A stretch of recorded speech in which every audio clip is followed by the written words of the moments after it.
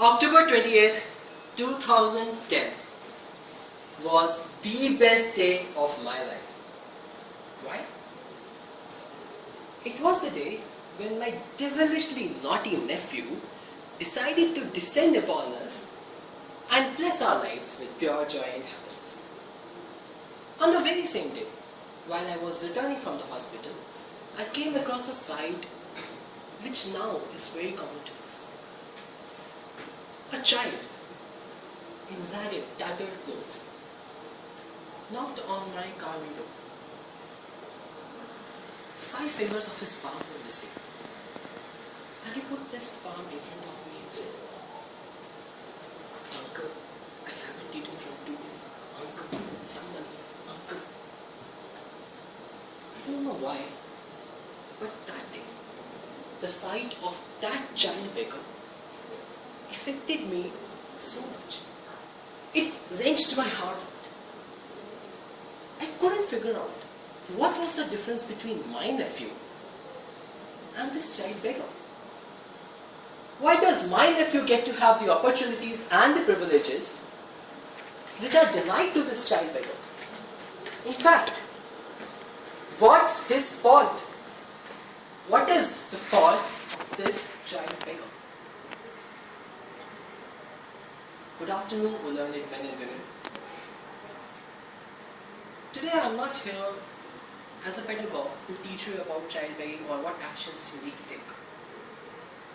But allow me some time to bring to your attention this evil, this humiliating evil which has affected the childhood of India. Child begging. According to a study done by Christine Durham from George Mason University of Public Policy, there are over 3 lakh child beggars in India. And the number doesn't even include the child beggars in rural India. It's just the major cities. Let me ask you, do you think these children took up begging of their own volition? No. They were forced into it. According to the Indian police statistics, 44,000 children go missing every year in India. And a majority of them end up in child begging. Trust me, child begging is a very lucrative and highly revenue generating industry. Based on a study done in Hyderabad called Beggars in Hyderabad, the begging industry in Hyderabad itself generated 158 crores of revenue annually. And the revenue generated by child begging amounted to 15 crores annually. Apparently, the more tortured you look, the more sympathy you generate. And for this sympathy, these children are brutally maimed, tortured, and abused. Their legs are injected with bleach so that they develop infections, and then they are amputated.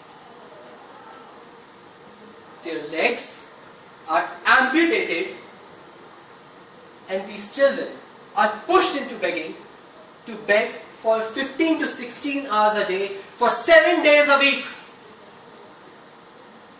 to generate more sympathy, which goes into the pockets of the child mafia and very structured organizations behind this child begging industry. Because of the high profits involved, these organizations have brokers which scour all of India to find poor children and sometimes buy children from poor parents and push them into this industry. In all of this, in everything in whatever I talk, I just fail to understand what is the fault of that child beggar who was forced to live this humiliating life. What is is his fault. It's not his fault, trust me. It's the fault of us, you and me as a society, who have turned a blind eye towards this evil. Because, answer me, how many political parties campaign for stopping child begging as an agenda in their election campaigns? Have you heard of it? I did a Google search and I never found it. How many parties in India have their agenda as stopping child begging in India? The question now is, what can we as a society do to curb this evil?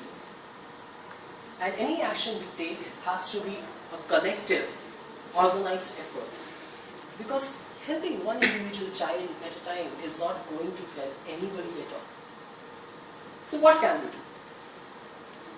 Firstly, while I was roaming Hampi on my many travels across various cities in India, I came across a board that said, "Do not give to kids.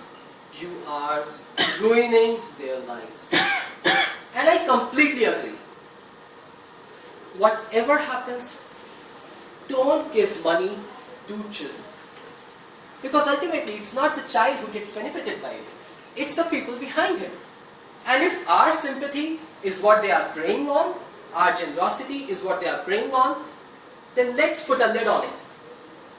I know it is difficult. When a child comes to you and asks for money, it's hard not to feel pity for him. But trust me, giving money to him is not going to help anybody. Secondly, remember 1098.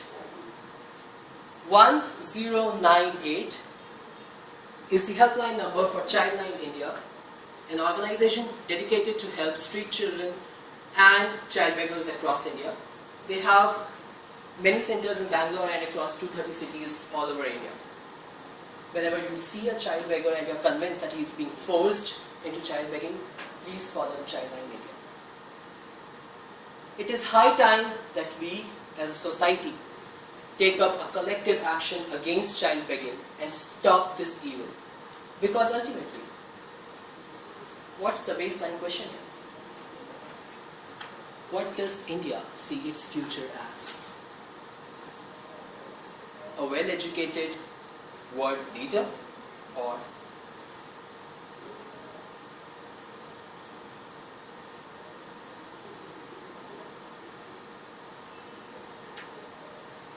what do you express?